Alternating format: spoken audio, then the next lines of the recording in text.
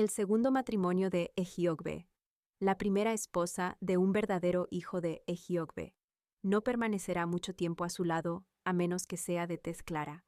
La siguiente mujer de Egiogbe se llamaba Iworo y era una bruja. No importa cuánto intenten evitarlo, los hijos de Egiogbe, aquellos para los que Egiogbe aparece durante la iniciación de Ifa o Ugbodun, se casan, con más frecuencia, con mujeres que pertenecen al mundo de la brujería. Si tiene 3 esposas, al menos 2 de ellas serán brujas. Egiogbe todavía era muy pobre cuando se volvió a casar. Él y su esposa vivían por debajo del nivel de pobreza. Siempre que mataban una rata, Orunmila le daba la cabeza a la esposa. Lo mismo ocurría cuando atrapaban un pez, un pollo e incluso una cabra. Estaba claro que su fortuna empezaba a mejorar. Eventualmente, alcanzaron una buena posición y pudieron construir su propia casa, criar a sus hijos, y él pudo casarse con otra esposa. En este punto, decidió hacer una comida de acción de gracias para su hija.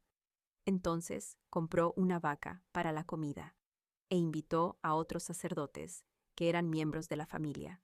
Durante la festividad, cuando la carne se repartía entre los invitados, la esposa más antigua esperaba, como era costumbre, que le dieran la cabeza de la vaca. Después de esperar en vano que esto ocurriera, la mujer la tomó y la colocó cerca de ella.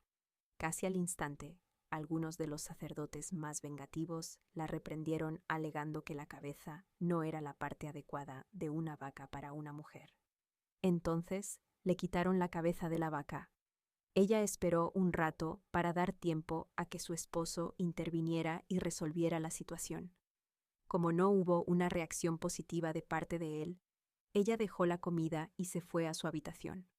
3 días después, la mujer empacó sus cosas, dejó la casa de Egiogbe y se fue a vivir con su hermano llamado Hiroko, quien poco después le dio refugio. Después de que las ceremonias de acción de gracias terminaron, Egiogbe salió a buscar a la mujer. Cuando la buscó por todas partes y no la encontró, fue a ver a su hermano, quien le informó que le había dado refugio. Al ver a Iwerewer, Egiogbe le preguntó por qué lo había abandonado tan descortésmente. Con lágrimas en los ojos, ella le recordó que cuando eran pobres, él frecuentemente le daba la cabeza de cualquier animal que podían matar para comer, y que ningún sacerdote ni miembro de la familia había aparecido en ese tiempo.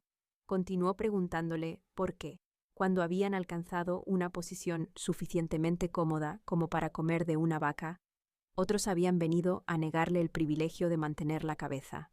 ¿Por qué ningún miembro de la familia había venido a reclamar las cabezas de la rata, el pez, el pollo, etc.? En un arranque poético, exclamó: ¿qué hombre puede jactarse de ser más grande que el elefante? ¿Quién puede reclamar ser más grande que el búfalo? ¿Quién puede jactarse de ser más influyente que el rey? Ningún turbante puede ser más ancho que los usados por los ancianos de la noche. Ninguna cuerda puede ser tan larga como la que usan las brujas. Ningún gorro puede ser más famoso que una corona. En ancho o en longitud, la mano no puede ser más alta que la cabeza. La rama de la palma a menudo es más alta que las hojas en su cabeza. Donde quiera que haya música, es el sonido de la campana el que se oye más alto que los otros instrumentos, y la palma es más influyente que todos los otros árboles del bosque. Tan pronto como Egiogbe escuchó este poema, él también lloró y le pidió a su esposa que lo perdonara. La mujer entonces sintió lástima por él y aceptó regresar a la casa con la condición de que él la apaciguara con un pedazo de tela blanca, algo de dinero y que honraría su cabeza con una cabra. Esto explica por qué cualquiera que nazca a través de Egiogbe en Ugbodun debe honrar la cabeza de su esposa más antigua con una cabra cuando disfruta de la prosperidad.